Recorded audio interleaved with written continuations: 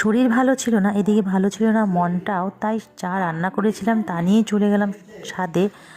আর আজকে রান্না ছিল বেগুন ভর্তা, তার সাথে ছিল ছোটো মাছের চচ্চড়ি। আর দেখো রান্না করেছিল খাসির মাংস, একদম লাল লালটা আমার ভীষণ ভালো লাগে। আর এই রান্না করে দেখাচ্ছিল মাংসটা তো হয়েছিল, মাংসটা এতটা স্বাদ হয়েছিল। আর উপরে বসে খাওয়ার মজাটাই মনে হচ্ছিল একদম আলাদা। বাড়িতে যদি এই রান্নাগুলো নিচে বসে মানে ঘরের ভিতরে খেতাম তবে হয়তো একরকম স্বাদ থাকতো। আমার ছেলে আমাকে নিয়েই পাগল হয়ে যায়, মা পড়ে যাবে। গিয়েছিলাম সেখানে মনে হচ্ছিল সত্যি একটা পিকনিক ভাইব আসছিল। জাম্বু একটু খাও তো জাম্বু, খাই যাবো একটু ওখানটা বসে যাই। পিকনিকে খাওয়া দাওয়া মজা কেমন হচ্ছে? বেগুন পোড়াটাও ভালো হয়েছিল। বাবা কেমন হয়েছে মাংসটা? বলবা না কেন? বলবা না বাবা।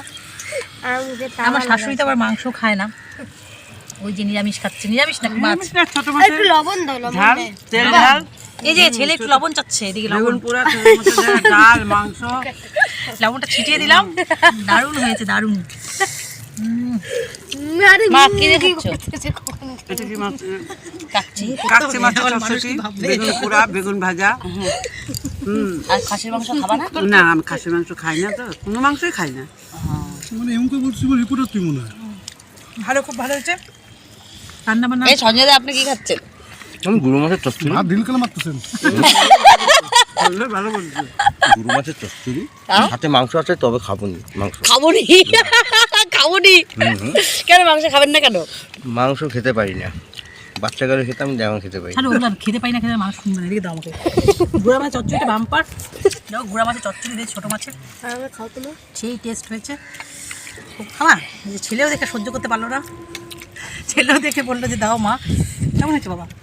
ভালো হয়েছে, সেই দেখেই মনে হচ্ছে খুব ভালো। একদম লাল ঝাল ঝাল টমেটো দিয়ে দারুণ। এই যে গুরু মাছটা, এই যে গুরু মাছটা দারুণ দারুণ, এক কথা সেই শীতের মধ্যে একবারে জমে গেছে। জমে গেছে ছাদে বসে খাওয়া। হাতে বসে তার মধ্যে গুঁড়ো মাছ চচ্চড়ি, তো খাসির মাংস ফেল।